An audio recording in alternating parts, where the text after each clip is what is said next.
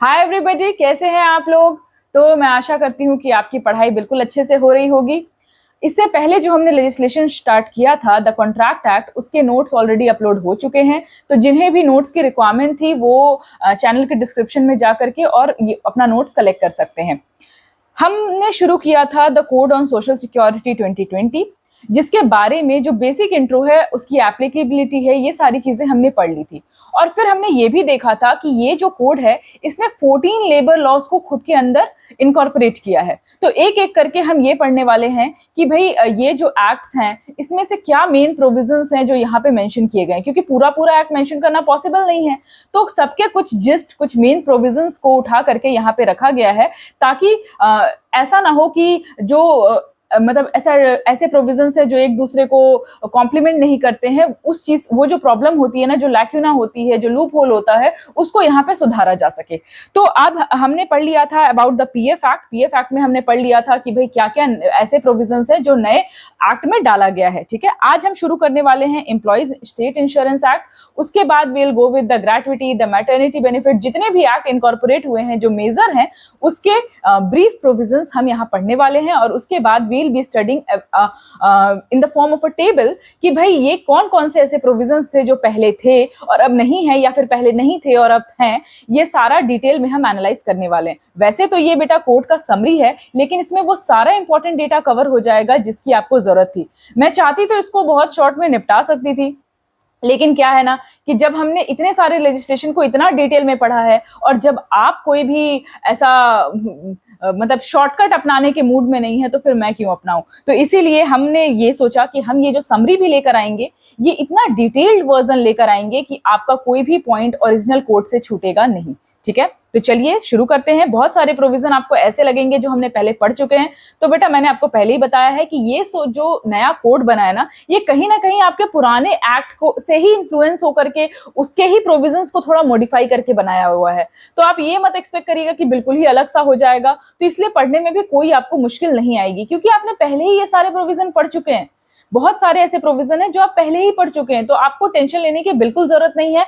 हम एक short summary पढ़ते जाएंगे, जिससे आपको एक कंसेप्चुअल क्लैरिटी आती जाएगी। जिन्होंने पार्ट 1 नहीं देखा है, मैं फिर से कहूंगी कि एक बार आप पार्ट 1 जरूर रेफर कीजिए, ताकि आपको इस जो कोड है, इसका स्कोप समझ में आ जाए, इसकी एप्लीकेबिलिटी समझ में आ जाए, तो आपको आगे बढ़ने में थोड़ी सी आसानी होगी। क्योंकि आपको पता है बेटा कि जब हम सीढ़ियां चढ़ते हैं ना, तो हमें सीढ़ी 1 से चढ़नी पड़ती है। हम ऐसा अचानक से आखिरी सीढ़ी पे नहीं चढ़ सकते, नहीं तो गिर जाएंगे। तो इसी तरह से जब हम पढ़ाई कर रहे हैं, तो हमें एक सीक्वेंस में पढ़ना पड़ता है। और अगर आपको कोई भी क्वेरी होती है बेटा, तो आप हमें बिल्कुल बिल्कुल भेज सकते हैं। मैं पर्सनली सारे क्वेरीज को देखती हूँ और कोशिश करती हूँ कि जल्द से जल्द आपको आंसर करूँ। तो चलिए शुरू करते हैं। बोर्ड पे आपको देख के समझ में आ ही गया होगा कि आज हम शुरू करने वाले हैं, शुरुआत करने वाले, मतलब सिर्फ यही नहीं रहेगा, और भी चीजें रहेंगी। तो शुरुआत करने वाले हैं एम्प्लॉयज स्टेट इंश्योरेंस एक्ट से। ठीक है, ईएसआई। तो ईएसआई क्यों है, या व्हाट इज द स्कोप, मतलब क्या क्या जरूरत है ईएसआई की। तो चलिए जानते हैं कि ईएसआई क्यों होता है बेटा। तो ईएसआई होता है for the payment of benefits, है ना, बेनिफिट्स के लिए। ठीक है, जो भी इंश्योर्ड हैं, जो भी लोग इंश्योर्ड हैं, जो यहाँ पे काम कर रहे हैं, मतलब इंश्योरेंस के अंदर कवर हो रहे हैं, ठीक है, उनके जितने भी बेनिफिट्स होते हैं, ठीक है, जैसे कि हो गया मेडिकल बेनिफिट हो गया आपका, ठीक है, जो बंदा इंश्योर्ड है उसका, फिर उसकी फैमिलीज का, ठीक है, जो इंसान है वो तो है ही, पर उसकी फैमिलीज है, ठीक है, तो उनका जो हॉस्पिटल का, डिस्पेंसरी का, ये सारी चीजें जो खर्चे होते हैं, तो उन सारी चीजों को ये कवर करता है ईएसआईसी। ठीक है, तो इतना तो मतलब मुझे लगता है कि आपको पता होगा। जिन्हें नहीं पता है, हम बिल्कुल स्क्रैच से शुरू करते हैं बेटा, ताकि जो लोग पढ़ चुके हैं पहले से, उनको तो समझ में आए ही, पर जो नहीं भी पढ़े हैं, जिन्होंने पहली बार ये पढ़ा है कि भाई ये सारी चीजें हमने नहीं देखा है, मतलब क्या होता है ये, तो भी आपको एक बार आप सेशन सुनोगे तो आपको बिल्कुल अच्छे से समझ में आ जाएगा। मीनवाइल, अगर आपको कोई और टॉपिक में चाहिए हेल्प, जैसे कि मान ले पॉलिटी हो गई, इकोनॉमी हो गई, कोई भी ऐसा टॉपिक है जिसमें आपको हेल्प चाहिए, तो आप मुझे फीडबैक सेक्शन में बता सकते हैं। ठीक है, तो मतलब आई विल ट्राई कि मैं आपके लिए वो भी सेशन लेकर आऊं, ताकि आपके लिए और ज्यादा क्लियर हो जाए सारी चीजें। ठीक है, अब बहुत जल्दी हम बहुत कुछ प्लान कर रहे हैं, इसलिए थोड़ा लेक्चर लेट भी हो रहा है, because we are planning a lot of things for you, ताकि हम पूरा कोर्स एक बहुत अच्छे तरीके से कवर करा सकें। चलिए, तो पेमेंट ऑफ बेनिफिट की बात कर रहे हैं, है ना, जो मेडिकल बेनिफिट्स है फैमिलीज के लिए, बेनिफिशियरी फैमिलीज हो गई, जो बेनिफिशियरीज हो गए, उनके लिए जो भी बेनिफिट्स है, उनकी बात यहाँ पे की जाती है। ठीक है, कहाँ पे अप्लाई होता है ये, तो चलिए इसकी एप्लीकेबिलिटी के बारे में बात करते हैं। तो कहाँ पे अप्लाई होता है बेटा? तो ऐसा कोई भी इस्टेब्लिशमेंट जहां 10 या 10 से ज्यादा एम्प्लॉइज हों, ठीक है, 10 या 10 से ज्यादा एम्प्लॉइज हों, और ये सीजनल के लिए नहीं है, सीजनल एम्प्लॉयमेंट जो होता है ना उसके लिए नहीं है, ठीक है, जो परमानेंटली चल रहे हैं। तो वहां पे 10 या 10 से ज्यादा लोग अगर काम कर रहे हैं तो फिर ये क्या हो जाएगा, ये यहाँ पे ये ईएसआईसी के अंडर कवर होगा। अब क्या होता था कि पहले मतलब कि मतलब ऐसे भी लोग थोड़ा रिलक्टेंट होते हैं हजार्डस इंडस्ट्रीज के लिए, जो कि सेंटर नोटिफाइड है, पर पता है कि हजार्डस नेचर के इंडस्ट्रीज है, वहां पे क्या है कि मिसहैप्स होने के चांसेस ज्यादा होते हैं। तो इसीलिए इंश्योरेंस वगैरह आप लोगे जब भी ना, तो आप देखोगे कि जब आप कोई हेल्थ इंश्योरेंस लेते जाते हो तो they will have a proper analysis of your health data कि भाई आपकी तबीयत वगैरह ठीक रहती है कि नहीं रहती है, ये सारी चीजों पर ध्यान देते हैं वो। तो इसी तरीके से यहाँ पे भी क्या है कि पहले क्या था कि हजार्डस या लाइफ थ्रेटनिंग ऑक्यूपेशन है, वहां पे ईएसआईसी थोड़ा रिलक्टेंट रहती थी। पर अब ये नए प्रोविजन में क्या कहा गया है कि ये जो हजार्डस नेचर के हैं, हजार्डस ऑक्यूपेशन है, ठीक है, जो कि नोटिफाई की गई है बाय सेंट्रल गवर्नमेंट, है ना, कोई भी नहीं but notified by central government. अब याद करो हमने ये चीज पढ़ा है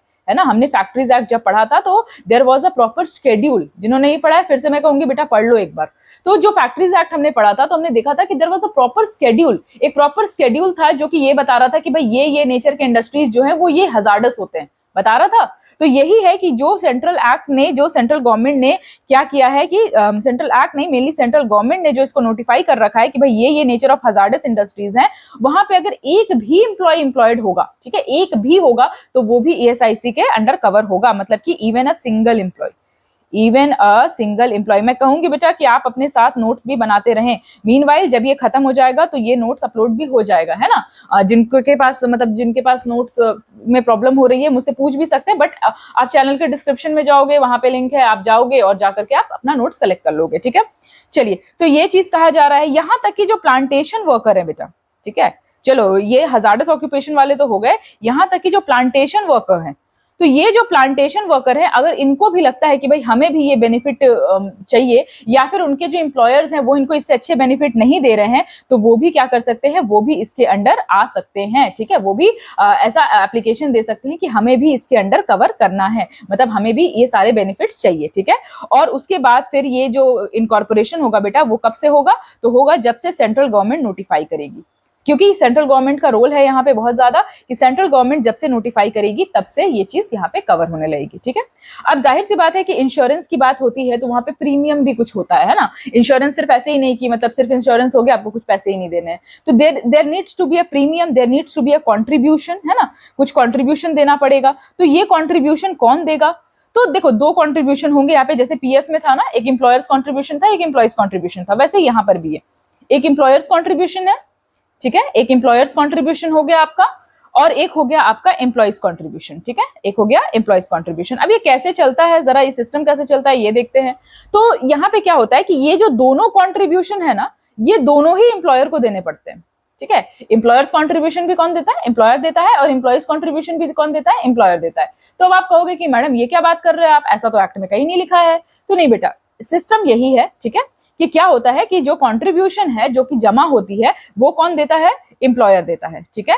लेकिन ऐसा नहीं है कि एम्प्लॉयर देता है तो फिर ये उधार की तरह देता है, ठीक है। मतलब कि एम्प्लॉयर ने कंट्रीब्यूशन को दे दिया और उसके बाद उसने एम्प्लॉय की सैलरी से उस चीज को डिडक्ट कर दिया। अब आया समझ में, मतलब ऐसा नहीं सोचना कि अरे ये तो मजे मजे, नहीं ऐसा नहीं है। यानी कि एम्प्लॉयर्स ने कंट्रीब्यूशन दिया और उसके बाद उसने क्या किया कि एम्प्लॉय के सैलरी से उसको डिडक्ट कर दिया, ठीक है। जब यहाँ जहां पे बात होती है कॉन्ट्रैक्ट वर्कर्स की, ठीक है, जहां पे कॉन्ट्रैक्टर्स के थ्रू एम्प्लॉय होते हैं, ठीक है, जहां पे कॉन्ट्रैक्टर्स के थ्रू एम्प्लॉय होते हैं, तो वहां पर भी क्या है कि एम्प्लॉयर और एम्प्लॉय का जो कंट्रीब्यूशन है वो कौन देता है, वो देते हैं ये कॉन्ट्रैक्टर भाई साहब, क्योंकि सैलरी देने का काम भी किसका होता है, कॉन्ट्रैक्टर का होता है, क्योंकि आप डायरेक्टली तो एम्प्लॉयड हो नहीं ना, आप डायरेक्टली तो जो लोग वहां पे काम कर रहे हैं, जो एम्प्लॉयर है उससे तो आप डायरेक्टली आप परिचित हो नहीं, जो प्रिंसिपल एम्प्लॉयर है। कॉन्ट्रैक्टर को पैसे मिलते हैं और कॉन्ट्रैक्टर जो है वो फिर अपने जो कॉन्ट्रैक्चुअल एम्प्लॉयज है उनको बांटता है। तो ये जो कॉन्ट्रैक्टर है ही will be liable to give that employees contribution, ठीक है। और उसके बाद क्या होगा कि जब ये एम्प्लॉयज कॉन्ट्रीब्यूशन दे देंगे, जब वो सैलरी बांटने लगेंगे तो फिर वो वहां से डिडक्ट कर लेंगे, ठीक है। यानी कि दोनों के पास पावर है, इन केस ऑफ परमानेंट एम्प्लॉयज जो प्रिंसिपल एम्प्लॉयर है, इन केस ऑफ कॉन्ट्रैक्चुअल एम्प्लॉयज जो कॉन्ट्रैक्चुअल आपके जो कॉन्ट्रैक्टर है वो इसके लिए वो होगा। मतलब कि आप देख रहे हो कि पहले ऐसा था कि जो फैक्ट्रीज एक्ट ही हम पढ़ रहे थे तो वो मेनली परमानेंट एम्प्लॉयज के लिए था, है ना। कॉन्ट्रैक्चुअल एम्प्लॉयज के लिए एक अलग एक्ट ही लाना पड़ा था, द कॉन्ट्रैक्ट लेबर एक्ट, है ना, जो कि हमने इसके पहले वाला जो लेजिस्लेशन है वो कवर किया। तो आप ये समझो कि मतलब सोचो कि पहले कॉन्ट्रैक्ट लेबर जो है वो इतने ज्यादा ट्रेंड में नहीं थे, मे बी कह सकते हैं, या फिर इतना ज्यादा मतलब उनको बेनिफिट इतना ज्यादा नहीं मिलता था जितना एक परमानेंट एम्प्लॉय को मिल सकता था। पर अब इस एक्ट के आने के बाद लगभग प्रोविजंस जो है वो सेम कर दिए गए हैं। Apart from some benefits, maximum benefit जो है वो दोनों के लिए सेम है, ठीक है।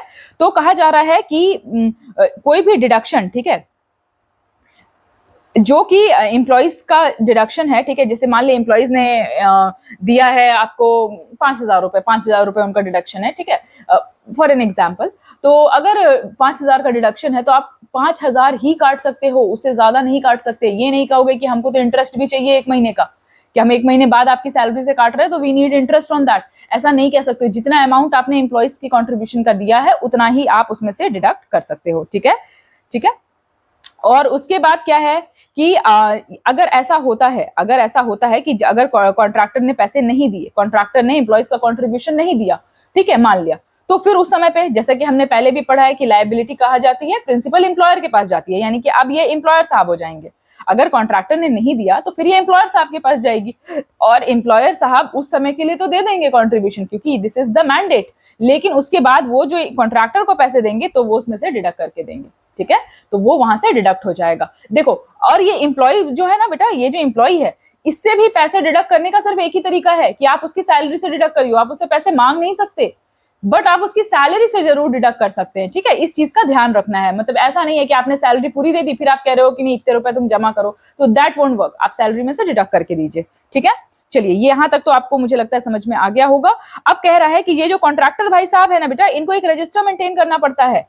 ये जो कॉन्ट्रैक्टर सर हैं इनको क्या करना पड़ता है, एक रजिस्टर भी मेंटेन करना पड़ता है, जिसमें कि सारा जो रूल रेगुलेशन, मतलब जो रूल्स रेगुलेशन है ये सब तो चलो है ही, ठीक है, ये तो आपको मेंशन करना ही पड़ेगा। इसके अलावा जो भी सेटलमेंट अमाउंट होता है, यानी कि ये पैसे कट कुटाए, जो मतलब जो पैसे कटे आपके पीएफ में कटे या फिर जो आपके इंश्योरेंस ईएसआईसी में कटे, तो ये सारा जो सेटलमेंट है वो कितना कितना हुआ है इसका पूरा डिटेल आपको ये रखना पड़ेगा, ठीक है। और इसको डिडक्ट भी कैसे कर सकते हैं, तो वाया वेजेस ही कर सकते हैं। वेजेस के अलावा ऐसा नहीं कह सकते कि आप हमको एक्स्ट्रा में पैसे दो, ये चीज आप नहीं कर सकते हैं, ठीक है। ये चीज को यहाँ पे ध्यान रखने वाली बात है।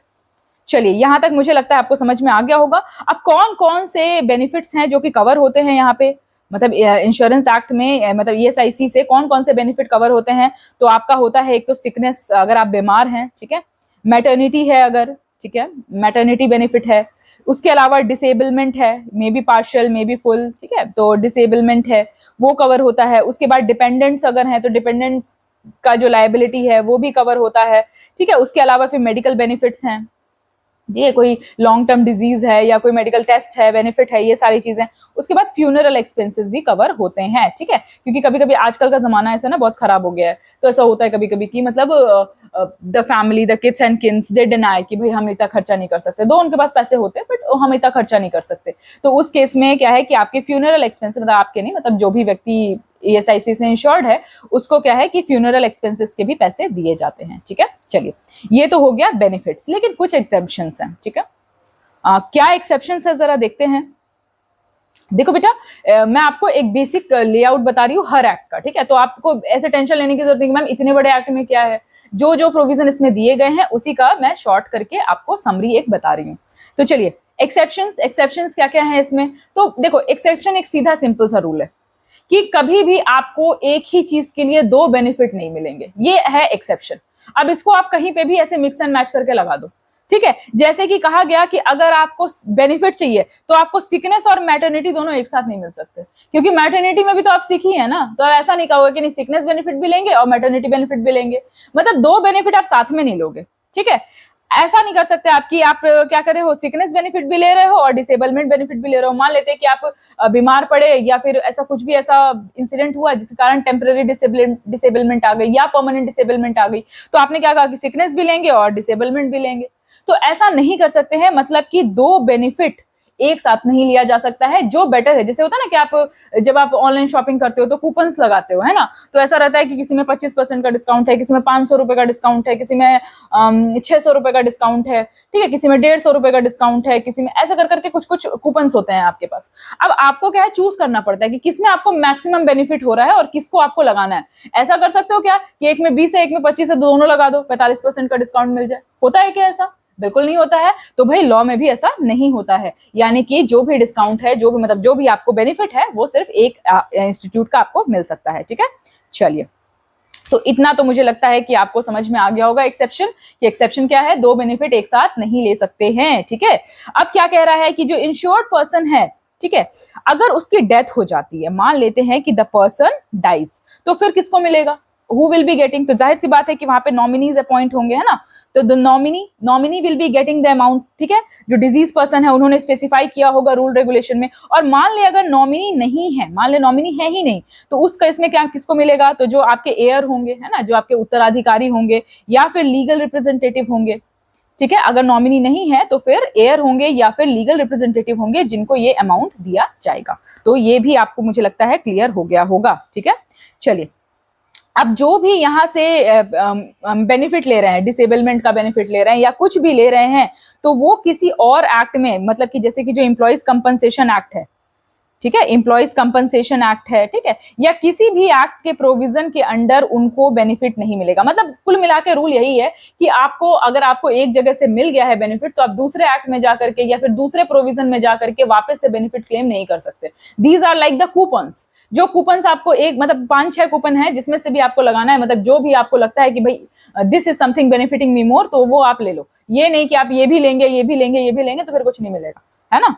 चलिए, अब आते हैं हम क्या कि भाई जैसे उसी तरह से ये है कि मैटरनिटी बेनिफिट की बात हो रही है, तो मैटरनिटी बेनिफिट अगर आपको मिल गया है तो आप दोबारा नहीं ले सकते। ठीक है, चलिए, अब क्या है कि मान लेते हैं किसी को एक्स्ट्रा बेनिफिट मिल गया। ठीक है, मान लेते हैं किसी को, कोई ऐसा व्यक्ति है जिसको एक्स्ट्रा बेनिफिट मिल गया, मतलब कि उनको मिलना चाहिए था, मान लेते हैं 10,000 रुपए, मिल गए 12,000 रुपए। गलती, ह्यूमन एरर हो सकता है ना, बहुत सारी गलतियां हो सकती हैं। तो मान लेते हैं कि उनको जो एक्स्ट्रा बेनिफिट मिल गया है, तो क्या वो बेनिफिट ऐसे खा पी लेंगे और बोलेंगे कि भाई मेरे तो पैसे खत्म हो गए? तो क्या है वो ऐसा कर सकते हैं? तो बिल्कुल ऐसा नहीं कर सकते हैं बेटा। अगर ऐसा होता है कि जो वो लॉफुली इंटाइटल्ड है उससे ज्यादा बेनिफिट उनको मिल गया है, मतलब जितना बेनिफिट उनको नहीं मिलना चाहिए था, जो उनके लिए, जो वो इंटाइटल्ड नहीं थे, उस उतना बेनिफिट उनको मिल गया है, तो उनको क्या करना पड़ेगा, they will be liable to repay. उनको वो वापस देना पड़ेगा। ये नहीं कि बोले कि नहीं भाई हम, तुम्हारा तो खत्म हो गया, अब आपकी गलती थी, ऐसा नहीं करना है। अगर आपको ज्यादा बेनिफिट मिल गया है तो आपको रीपे करना पड़ेगा। ठीक है, और मान लेते हैं कि व्यक्ति ने तो खा पी लिया, मतलब कि मिला बेनिफिट 10 का 12,000 मिल गया, 2,000 का बढ़िया हमने फ्रूट्स और वगैरह सब लाए और खा पी लिए। उसके बाद कहा गया कि अरे आपको तो ज्यादा बेनिफिट मिल गया था, तो और पता चला कि आपकी किस्मत, मतलब किस्मत इतनी बुरी कि पता चला कि उस व्यक्ति की, जो व्यक्ति जिसको बेनिफिट मिला उसकी डेथ हो चुकी है, उसकी डेथ हो चुकी है। उस केस में क्या किया जाएगा? उस केस में क्या किया जाएगा बेटा, जो भी उनके लीगल हायर होंगे या लीगल रिप्रेजेंटेटिव होंगे, जैसे कि बेनिफिट इनको मिल सकता है उसी तरह से लायबिलिटी भी मिल सकती है ना। मतलब कि आप, अगर कोई भी व्यक्ति है तो वो सिर्फ संपत्ति का अधिकारी नहीं होता है अपने माता पिता के, उनकी जो जिम्मेदारियां हैं उसका भी अधिकारी होता है ना। बहुत सारे ऐसे लोग होते हैं कि फैमिली का टेक केयर करने में उनको दिक्कत होती है कि नहीं सिर्फ प्रॉपर्टी चाहिए हमको, तो सिर्फ प्रॉपर्टी चाहिए। तो यहाँ पे वही बात कही जा रही है कि अगर आपको बेनिफिट लीगल हायर को, रिप्रेजेंटेटिव को, नॉमिनी को मिलता है, तो फिर जिम्मेदारी भी, जो लायबिलिटी है एक्स्ट्रा पे करने की, वो भी किसको मिलेगी? तो ये नॉमिनी या लीगल हायर को मिलेगी। ठीक है, तो ये मुझे लगता है कि आपको समझ में आ गया होगा। तो इतना ही प्रोविजन है आपके ईएसआईसी से रिलेटेड प्रोविजंस में इस कोड के। तो इससे ज्यादा कुछ आपको पढ़ना नहीं है, सेक्शन वाइज आपको पढ़ना नहीं है, क्योंकि ये कोड अभी तक इंप्लीमेंट नहीं हुआ है बेटा। तो रेयरली ऐसा कोई चांस है कि एग्जैक्ट सेक्शन पूछ दे। ठीक है, इसके अलावा जो प्रोविजंस हैं वो आपको, कॉन्सेप्ट्स जो है वो आपको पता होना चाहिए, क्योंकि बहुत सारे बच्चों की ये प्रॉब्लम भी हो रही थी कि मैम सारे सेक्शन कैसे याद करेंगे? तो बेटा सारे सेक्शन याद करने की जरूरत नहीं है। जब हम पीवाईक्यू का सेशन लेकर आएंगे ना, तो ये आपको और ज्यादा क्लियर हो जाएगा कि हमको किस तरीके से पढ़ना है। मीनवाइल आप भी पीवाईक्यू एक आध देख सकते हो, ठीक है, एक आध पेपर उठा करके आप देख सकते हो, तो एक आपको रोड मैप मिल जाएगा कि हाँ भाई हमको ऐसे ऐसे पढ़ना है। ठीक है, तो और बच्चों की बहुत डिमांड थी कि मैम क्या क्या इंपॉर्टेंट टॉपिक्स हैं, कैसे पढ़ना है हमको। तो वी आर प्लानिंग कि एक सेशन में भी वीकेंड में एक सेशन हम लेकर आए, जिसमें कि हम ये आपको थोड़ा सा जो मोर इंपॉर्टेंट टॉपिक्स है उसके बारे में सब्जेक्ट वाइज बता सके कि किस सब्जेक्ट में, जैसे लेबर लॉ का तो मैंने कवर कर दिया है, जो आपने 100 डेज स्ट्रैटेजी वाला अगर सेशन नहीं देखा है तो आप एक बार देख लीजिए, उसमें मैंने लेबर लॉ तो कवर कर दिया कि कौन कौन से हाई यील्डिंग टॉपिक्स हैं लेबर लॉ में, बट बाकी सब्जेक्ट से कहीं ना कहीं बचे हुए हैं, मुझे भी पता है। और क्योंकि आप लोगों की इतनी डिमांड है और आप लोग का इतना सारा सपोर्ट है कि अब मैं आपकी डिमांड को फुलफिल करने के लिए will be coming with it very soon. Meanwhile अगर आपको कोई और सेशन चाहिए बेटा, कोई भी लॉन्ग सेशन चाहिए, मैराथन सेशन चाहिए, तो आप मुझे फीडबैक सेक्शन में बता सकते हैं, ठीक है। चलिए आते हैं अब ग्रेट्युटी में। ग्रेट्युटी बहुत अच्छे से, बहुत प्यार से पढ़ा था हमने, याद करो, ग्रेट्युटी एक्ट पढ़ा था, है ना। तो ग्रेट्युटी एक्ट क्या था बेटा, जैसे ही मैंने आपको बताया था, लॉयल्टी बोनस होती है, यानी कि आपने किसी इंस्टीट्यूट में इतने इतने साल काम किया है, बिल्कुल शिद्दत से, मेहनत से, लगन से काम किया है, तो उसका कुछ तो इनाम मिलना चाहिए ना, तो उस इनाम की बात की जाती है यहाँ पे ग्रेट्युटी में। तो ग्रेट्युटी की बात की गई है क्या भाई, एक मॉनेटरी कंपनसेशन है, ठीक है। किस लिए है, क्योंकि आपने एक बहुत लंबा समय का सर्विस उस पर्टिकुलर ऑर्गेनाइजेशन को, उस पर्टिकुलर कंपनी को दिया है, ठीक है। तो कहा जा रहा है कितना मिनिमम सर्विंग कितना होना चाहिए, तो मिनिमम आप 5 साल वहां काम करने चाहिए, ठीक है। 5 साल से ज्यादा अगर आप कहीं पे काम कर रहे हैं, then you will be getting that gratuity, जो पेमेंट है वो आपको मिलेगा, ठीक है। कहां कहां ये लागू होता है बेटा, तो हर फैक्ट्री में, माइन में, जो हमने ग्रेट्युटी एक्ट में पढ़ा है सेम यहाँ पर है कि कहां कहां पे लागू होता है। तो हर फैक्ट्री में, माइन में, देखो बेटा मैं सब कुछ लिख नहीं रही हूँ यहाँ पे बहुत ज्यादा, क्योंकि ये सब जो पहले से हम पढ़ चुके हैं, जो आप ऑलरेडी ग्रेट्युटी एक्ट में नोट्स बना चुके हो, तो उसका आपको रिपीट करने की कोई खासा जरूरत नहीं है, ठीक है। तो कहां कहां पे लागू होगा फिर भी लिख देती हूँ, चलिए आपके कहने पे। तो फैक्ट्री है, ठीक है, आपकी फैक्ट्री है, फिर माइन है, फिर ऑयल फील्ड है, ठीक है, ऑयल फील्ड है, प्लांटेशन है, रेलवे है, ये सारी जगह पे, ठीक है। फिर आपके कोई भी ऐसा एस्टैब्लिशमेंट है, शॉप है, जहां पे 10 या 10 से ज्यादा लोग काम करते हैं, 10 या 10 से ज्यादा लोग जहां पे भी काम करते हैं, वहां पे ग्रेट्युटी एक्ट के अंडर वो कवर होता है, ठीक है, ठीक है। और कहा जा रहा है कि रेगुलर एम्प्लॉइज होने चाहिए, यानी कि लगातार काम करने चाहिए, ठीक है। अब सीजनल का क्या कंडीशन है ये भी हम आगे पढ़ेंगे, चिंता करने की जरूरत नहीं है। चलिए, तो 10 से ज्यादा एम्प्लॉइज होने चाहिए in order to get covered under the gratuity act, ठीक है। चलिए, और ये जो शॉप्स और एस्टैब्लिशमेंट है, इसकी जो क्राइटेरिया, ऐसे तो 10 से ज्यादा कह दिया गया, पर समय समय पे एप्रोप्रिएट गवर्नमेंट चाहे तो नोटिफाई कर सकती है, ठीक है। ये हमने मेन एक्ट में भी पढ़ा है, तो एप्रोप्रिएट गवर्नमेंट चाहे तो नोटिफाई कर सकती है। हाँ, जो बच्चे ऐसे हैं बेटा जो अभी देख रहे हैं डायरेक्ट कोर्ट्स पे आ गए हैं, तो उनको थोड़ी सी समस्या हो सकती है, ठीक है। तो ऐसा बिल्कुल ऐसा मत सोचना कि अरे ये तो सर के ऊपर से जा रहा है, इसीलिए मैंने शायद एक सीरीज में पढ़ाया है आपको, क्योंकि मैं समझती हूँ कि बच्चों को क्या प्रॉब्लम आएगी जो कि नॉन लीगल बैकग्राउंड से है, ठीक है। इसीलिए आई वुड हम्बली रिक्वेस्ट कि जिन बच्चों को ऐसे बहुत जल्दी जल्दी ये समझ में नहीं आ रहा है, वो प्लीज आप जाकर के जो कंसर्न्ड एक्ट है, जैसे ग्रेट्युटी है, मैटरनिटी बेनिफिट है, वो सब देख लीजिए एक बार। तो देख लीजिएगा ना, तो आपको ये प्रोविजन ऐसे हलवा लगेंगे, ठीक है। चलिए, तो क्या कहा जा रहा है कि भाई क्या है, 5 साल का मिनिमम टेनर जो है वो 5 इयर्स का होना चाहिए, ठीक है। और आप अपनी जॉब को छोड़ रहे हैं, किसी भी रीजन से छोड़ सकते हैं, हो सकता है आप सुपर एनुएशन के कारण छोड़ रहे हो। क्या होता है सुपर एनुएशन, ये आप मुझे बताएंगे, क्योंकि ये तो मैंने बहुत अच्छे से बताया है, ठीक है। तो चलिए, सुपर एनुएशन के कारण हो सकता है। इसके अलावा क्या हो सकता है कि आप रेजिग्नेशन दे रहे हो, ठीक है, वॉलंटरी रिटायरमेंट ले रहे हो, रेजिग्नेशन है, वॉलंटरी रिटायरमेंट है, ठीक है, वॉलंटरी रिटायरमेंट है। इसके अलावा और क्या हो सकता है, डेथ डिसेबलमेंट, डेथ या फिर डिसेबलमेंट में भी टेम्परेरी, में भी परमानेंट। तो डेथ डिसेबलमेंट हो सकता है, या फिर कॉन्ट्रैक्ट खत्म हो गया, है ना, कॉन्ट्रैक्ट पीरियड जो है वो खत्म हो गया आपका, या फिर कोई भी ऐसा रीजन, कोई भी ऐसा इवेंट जो कि सेंट्रल गवर्नमेंट नोटिफाई करती है, तो उस कारण से अगर आप जा रहे हैं, तो उस रीजन में क्या है कि आप ग्रेट्युटी, और आपके 5 साल कंप्लीट हो चुके हैं, उससे ज्यादा हो रहे हैं, तो आप ग्रेट्युटी के लिए एंटाइटल्ड होते हैं, ठीक है। अब ये जो टर्म है 5 साल का, ये कुछ लोगों के लिए डिफरेंट है, जैसे कि working journalist and other newspaper employees act, ठीक है। Working journalist and other newspaper employees act, मतलब जर्नलिस्ट जो लोग हैं, न्यूज़पेपर वाले लोग हैं, उनके लिए ये टर्म 3 इयर्स है, ठीक है। तो ये ध्यान रखिएगा कि ये जो जर्नलिस्ट हैं, ठीक है, न्यूज़पेपर्स एम्प्लॉइज हैं, न्यूज़पेपर एम्प्लॉइज हैं, इनके लिए ये टर्म कितना होता है बेटा, तो ये 3 इयर्स होता है, ठीक है। ऐसे 5 साल है, पर उनके लिए 3 ईयर है, ठीक है, इस बात का ध्यान रखिएगा। चलिए, उसके बाद ग्रेट्युटी, अगर इंसान की डेथ हो जाती है, तो उस केस में किसको मिलेगा ग्रेट्युटी का पेमेंट, तो जाहिर सी बात है कि जो नॉमिनी वो बनाकर रखेंगे, वो नॉमिनी को मिलेगा। और अगर नॉमिनी नहीं है तो फिर उनके लीगल आयर को मिलेगा, ठीक है। नॉमिनी नहीं है तो फिर उनके लीगल आयर को मिलेगा, लीगल आयर को। और अगर माइनर है, मान लेते हैं कि नॉमिनी या लीगल आयर जो भी माइनर है, तो उसके बाद उसको कॉम्पिटेंट अथॉरिटी को डिपॉजिट कर दिया जाएगा, ठीक है। कॉम्पिटेंट अथॉरिटी जो भी प्रिस्क्राइब होते हैं, उन कॉम्पिटेंट अथॉरिटी को डिपॉजिट कर दिया जाएगा, और जब वो मेजर हो जाएगा तो उसको वो पेमेंट दे दी जाएगी, मतलब for the benefit of the minor, ठीक है। इस चीज का यहाँ पे ध्यान रखना है। चलिए, अब यहाँ पे बात की गई है बेटा रेगुलर सर्विस की। तो रेगुलर सर्विस की जो टर्म एंड कंडीशन है ना, वो ग्रेट्युटी एक्ट की तरह ही है, पर मुझे ऐसा लगता है कि कहीं आप भूल ना गए हो, तो एक बार रिवीजन ही कर लेते हैं। तो जो रेगुलर टर्म है आपका, जो रेगुलर सर्विस है, रेगुलर कंटिन्यूअस सर्विस है, उसमें क्या कहा गया है कि अगर आप ऐसा काम कर रहे हैं, अगर आप इफ यू आर वर्किंग, चलिए इससे पहले एक चीज यहाँ पर ये थी, एक सेकेंड, कि कहा जा रहा है कि जैसे ही आपने 5 साल कंप्लीट किया, ठीक है, जैसे ही 5 इयर्स को कंप्लीट किया, वैसे ही हर 6 मंथ्स पे आपको 15 डेज की सैलरी एक्स्ट्रा मिलती है as a part of gratuity, ठीक है। हर 6 मंथ्स पे आपको 15 डेज की सैलरी जो है वो आपको एक्स्ट्रा मिलती है, ठीक है।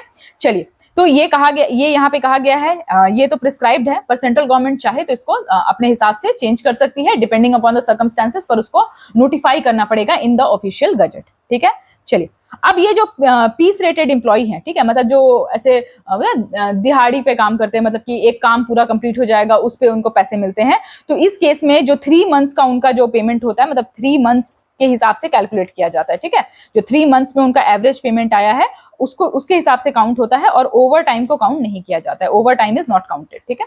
ये नोट्स जो बेटा है, ये नोट्स आपको प्रोवाइड हो जाएगा, पर ये समझ में तब आएगा जब आप उसको लेक्चर के रेफरेंस से पढ़ोगे, ठीक है। इसलिए आई रिक्वेस्ट कि आप लेक्चर के रेफरेंस से ही पढ़िएगा। चलिए, तो ये कहा गया है रेगुलर टर्म की बात की गई है कि भाई कंटिन्यूअस सर्विस कितना होता है, तो कंटिन्यूअस सर्विस का टर्म जो होता है बेटा, वो होता है 190 डेज, ठीक है। ये पहले भी हम पढ़ चुके हैं, 190 डेज होता है इन केस ऑफ माइन वर्कर्स के केस में ये 190 डेज होता है, ठीक है। और बाकी लोगों के लिए होता है ये 240 डेज, ठीक है, ये ध्यान रखिएगा, 240 डेज बाकी लोगों के लिए, और माइन वर्कर्स के लिए 190 डेज। अब आप बहुत सारे बच्चे कहेंगे नहीं मैम ऐसा तो नहीं है, ग्रेट्युटी एक्ट में कुछ और लिखा है, तो बेटा ये कोड की बात हो रही है, और कोड में यही चीज मेंशन की गई है, ठीक है। चलिए, तो ये आपको समझ में आ गया है। अब जो अमाउंट ऑफ ग्रेट्युटी है, कि मतलब कि ऐसा तो नहीं है कि इंसान काम करता रहेगा, उसकी ग्रेट्युटी जो है वो बढ़ती जाएगी। तो अमाउंट ऑफ ग्रेट्युटी में एक सीलिंग लगाई गई है, जो कि कौन बताता है, जो कि सेंट्रल गवर्नमेंट बताता है, ठीक है। सीलिंग लगाई गई है जो कि सेंट्रल गवर्नमेंट बताता है। तो अभी रिसेंट डेवलपमेंट्स हैं, 2018-19 में शायद ऐसा है कि 20 लाख का सीलिंग कर दिया गया है। और एक चीज और ध्यान रखिएगा कि अभी लेटेस्ट 2024 में एक अमेंडमेंट आया था, जिसमें कि ये जो सीलिंग है सेंट्रल गवर्नमेंट एम्प्लॉइज के लिए, ना कि स्टेट के लिए, ना कि प्राइवेट सेक्टर के लिए, सेंट्रल गवर्नमेंट एम्प्लॉइज के लिए ये सीलिंग को बढ़ा करके 25 लाख कर दिया गया है। तो इस बात का थोड़ा सा आप ध्यान रखिएगा कि अगर ये, क्योंकि एक थोड़ा सा रिसेंट डेवलपमेंट है, तो ये आपको थोड़ा पता होना चाहिए कि जो सेंट्रल गवर्नमेंट एम्प्लॉइज है उनके लिए 25 लाख की सीलिंग बैठाई गई है। एक्ट में क्या लिखा है, मतलब जो कोड है उसमें क्या लिखा है, उसमें लिखा है कि ये जो अमाउंट ऑफ ग्रेट्युटी है, इसकी सीलिंग सेंट्रल गवर्नमेंट समय समय पे क्या करती रहेगी, बताती रहेगी, समय समय पे ये नोटिफाई करती रहेगी, ठीक है। चलिए, अब ऐसा कहा जा रहा है कि ये जो प्रोविजंस है बेटा, देखो कुल मिला करके ना यहाँ पे जितनी भी चीजें कही जा रही है ना, वो एम्प्लॉय के बेनिफिट के लिए कही जा रही है, ठीक है। एक्ट में भी हमने इसको बहुत डिटेल में पढ़ा है कि जितनी भी बातें कही जा रही है वो सब एम्प्लॉय के बेनिफिट के लिए बात कही जा रही है। तो जहां पे एम्प्लॉय का बेनिफिट, वहां पे लॉ को कोई प्रॉब्लम नहीं है, ठीक है। तो कहा जा रहा है कि भाई प्रोविजन, ये जितने भी प्रोविजंस हैं, ये सारे जितने प्रोविजंस हैं, अगर इससे बेटर आपको कुछ मिल रहा है, अगर आपको बेटर मिल रहा है, तो गो फॉर दैट बेटर, ठीक है। यानी कि अगर आपने, मान ले एम्प्लॉय ने कुछ ऐसा टर्म एंड कंडीशन बनाया जिसमें कि इस ग्रेट्युटी है, मतलब ये जो कोड है इससे ज्यादा अच्छे टर्म्स लिखे हुए हैं, तो फिर आपको इसके प्रोविजंस पे स्टिक करने की जरूरत नहीं है, आपको थोड़ा सा लिवरेज है, पर शर्त क्या होनी चाहिए कि आपको बेटर प्रोविजन मिलना चाहिए। ये नहीं कि आप एम्प्लॉय का नुकसान ही किए जा रहे हो, तो that would not be acceptable. But अगर आप बेटर प्रोविजन ले रहे हो तो that is very very nice, ठीक है। चलिए, अब आते हैं 4 फीचर ऑफ ग्रेट्युटी। कब ग्रेट्युटी नहीं मिलेगा, किस कंडीशन में ग्रेट्युटी नहीं मिलेगा, ये सब हम एक्ट में हमने कवर किया है, पर क्योंकि नया कोड है तो इसमें भी इसको जानना जरूरी है कि क्या क्या चीजें यहाँ पे मेंशन की गई है। तो 4 फीचर ऑफ ग्रेट्युटी कब नहीं मिलेगा, आपने मान ले कोई डैमेज कर दिया है, ठीक है, डैमेज कर दिया है या लॉस कर दिया है, ठीक है, आपके कारण से क्या इतने सारे ऐसे लाखों रुपए का लॉस हो गया है, तो उस केस में क्या आपको ग्रेट्युटी मिलनी चाहिए, बिल्कुल नहीं मिलनी चाहिए, उसको फोरफीट कर लिया जाएगा। तो अगर आपने कोई डैमेज किया है या फिर आपने लॉस किया है, ठीक है, जिसके कारण आपको टर्मिनेट कर दिया गया, जिसके कारण आपको बोला गया कि भाई आप जॉब छोड़ दीजिए, ठीक है, क्योंकि बहुत ज्यादा लॉस हो गया है, तो इस केस में आपको ग्रेट्युटी नहीं मिलेगी। आपका कंडक्ट जो है वो अच्छा नहीं है, ठीक है, मान ले वायलेंस है आपके कंडक्ट में, डिसेंट बिहेवियर नहीं है, तो उस केस में भी आपको ग्रेट्युटी नहीं मिलेगी, ठीक है। या फिर आप ऐसा ऑफेंस किए हैं, ठीक है, जो कि मोरल टर्पिट्यूड है, ठीक है, मोरल टर्पिट्यूड है, मतलब कि आपको during the course of employment आपने कुछ ऐसी हरकत करी है जो कि आपको नहीं करना चाहिए, maybe that can lead to derogating the dignity of a women और एनीथिंग, किसी के साथ मतलब किसी को डिस्क्रिमिनेट करना इन द वर्क प्लेस, या कुछ भी ऐसा कर रहे हो जो कि मोरल टर्पिट्यूड के अंदर आ रहा है, और इसके कारण क्या है कि आपको मतलब कि आप जो है that doesn't sound good in the course of employment, तो उस समय भी आपका जो ये है वो फॉरफिट हो जाएगा। ठीक है, चलिए अब यहाँ पे कौन से एम्प्लॉइज जो है वो इंक्लूड नहीं होंगे, तो ऐसे एम्प्लॉइज सेंट्रल के हो सकते हैं जिनके लिए अलग रूल रेगुलेशन है पर्टिकुलर डिपार्टमेंट के लिए, तो वो लोग ग्रेचुइटी से कवर नहीं होंगे क्योंकि उनके टर्म एंड कंडीशन वहां पे लिखे हुए हैं। ठीक है, चलिए कंटिन्यूअस सर्विस हमने पढ़ लिया है, we have studied about the continuous service, कि कंटिन्यूअस सर्विस का मतलब क्या होता है, 190 days in case of mine workers. 190 days कितने दिन में बेटा, 12 मंथ्स में ना, भूलना नहीं। ऐसे मुझे लगा कि आपको पता होगा, पर फिर भी for the sake of clarity, बहुत सारे बच्चे पहली बार देख रहे होंगे, तो 12 मंथ में 190 डेज होना चाहिए माइन वर्कर यानी जो जमीन से नीचे काम करते हैं, और 240 डेज होने चाहिए जो लोग जमीन से ऊपर यानी कि जो रेगुलर कोर्स ऑफ वर्क कर रहे हैं। ठीक है, चलिए अब ये जो 190 वर्क है या 190 डेज है या 240 डेज है, उसमें कुछ चीजें इंक्लूड होंगी। क्या इंक्लूड होगा बेटा, तो इंक्लूड क्या होगा आपका रेगुलर सर्विस में, क्या क्या इंक्लूड होगा, चलिए देखते हैं। तो रेगुलर सर्विस में इंक्लूड होता है बेटा, क्या इंक्लूड होता है, तो आपका सिकनेस, जिसके आपको पैसे मिलते हैं ऑलरेडी, ठीक है, जो आपके पेड लीव्स होते हैं। ठीक है, फिर एक्सीडेंट्स अगर कुछ हो गया, सिकनेस हो गया, एक्सीडेंट हो गया। ठीक है, उसके बाद फिर क्या है कि आपका ले ऑफ है। ठीक है, उसके बाद स्ट्राइक है। ठीक है, लॉकआउट है। ठीक है, ये सारी चीजें हमने पढ़ी है पहले एक्ट्स में, तो बिल्कुल भी घबराने की जरूरत नहीं है ना। स्ट्राइक्स है, लॉकआउट्स है, ये सारी चीजें, और जहां पे एम्प्लॉय का फॉल्ट नहीं है, ठीक है, वर्क तो नहीं हो रहा है पर नो फॉल्ट ऑफ एम्प्लॉय। ठीक है, मतलब मान ले धरना दे रखा है सबने, ठीक है, मान ले कि जो स्टेट है वो बंद है, तो उस केस में एम्प्लॉय की तो कोई फॉल्ट है नहीं।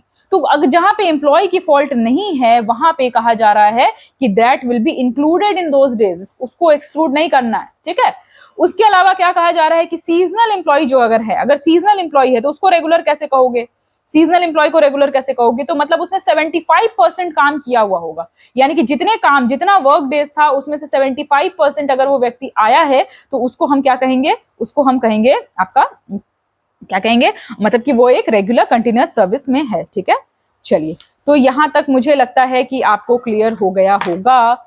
ठीक है, तो और ये जो पेमेंट है, जो पेमेंट ऑफ ग्रेट्युटी है, कि कितने पैसे आपको पेमेंट जो है वो कब मिलेगा, तो जैसे ही आप जॉब, क्योंकि ये जॉब लीव करने के बाद मिलता है ना बेटा, तो एक आपने देखा भी होगा जो लोग भी काम कर रहे होंगे दूसरे, मतलब apart from the central government और समथिंग, अगर आप काम कर रहे होंगे तो ऐसा होता है कि जब आप जॉब छोड़ देते हो ना तो सैलरी निकलवाने में बड़ी मुश्किल होती है, मतलब कि आपने तो जॉब छोड़ दिया, या फिर मान लेते किसी व्यक्ति की डेथ ही हो गई या डिसेबलमेंट ही हो गया यहाँ पर, तो फिर उस केस में क्या एम्प्लॉय पे कोई मोरल ऑब्लिगेशन है कि उसको इतने पैसे इतने समय में देने हैं, तो कहा गया, इस एक्ट ने उसको भी मेंशन किया है, कहा गया है कि पेमेंट जो है वो 30 डेज के अंदर हो जाना चाहिए। ठीक है, जैसे ही पता चला कि you are eligible for gratuity and the gratuity needs to be paid at this particular moment, उस समय पे आपको 30 डेज के अंदर ये पेमेंट कर दिया जाना चाहिए। ठीक है, तो ये बात यहाँ पर करी गई है। आई होप आपको ये समझ में आ गया होगा, बहुत अच्छे समझ में आ गया होगा। तो आज हमने 2 एक्ट कवर किए हैं, ESIC और पेमेंट ऑफ ग्रेट्युटी। ठीक है, बेसिकली पूरा एक्ट तो नहीं कवर किया बल्कि समरी कवर की है जो कि नए कोड में मेंशन है। ठीक है,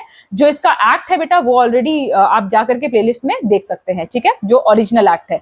इसके बाद अगला सेशन आएगा उसमें will be covering maternity benefit, जिसमें बहुत सारी जो प्रोविजंस है वो ऑलरेडी एग्जिस्टिंग वही वाली है।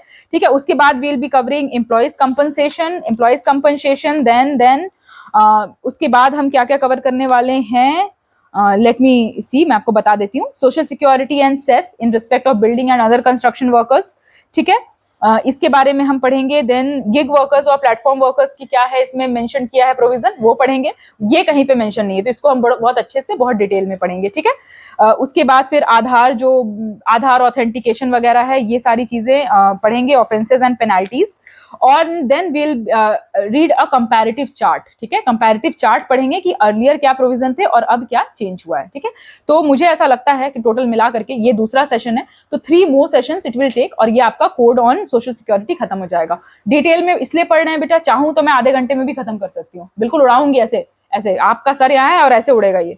ठीक है, लेकिन द रीजन बीइंग कि जब हमने इतनी ऑनेस्टी बरती है अपने सारे सेशंस में, तो इसमें जो कि इतना इंपॉर्टेंट है आज के डेट में आपके एग्जाम के लिए, इसमें हम कुछ भी ऐसा जो कहते हैं ना कि शॉर्टकट अपनाने वाला ये काम नहीं करेंगे। बट मीनवाइल हमें आपका भी उतना ही सपोर्ट चाहिए। तो अगर आपको लग रहा है कि हमारे एफर्ट्स आपको थोड़ा भी बेनिफिट पहुंचा रहे हैं, तो we would have a humble request from you कि आप हमें अपने प्यारे प्यारे से फीडबैक जरूर भेजिए, ज्यादा से ज्यादा लोगों की हेल्प करिए, इस इनिशिएटिव को आगे बढ़ाने में हमारा पूरा सहयोग कीजिए, ताकि आपका एग्जाम निकले और हमें वो खुशी हो कि भाई हमने जिसे पढ़ाया उन बच्चों ने अपना जो इस एग्जाम में अपना परचम लहराया है। तो चलिए मिलते हैं अगले लेक्चर में। Till then bye bye.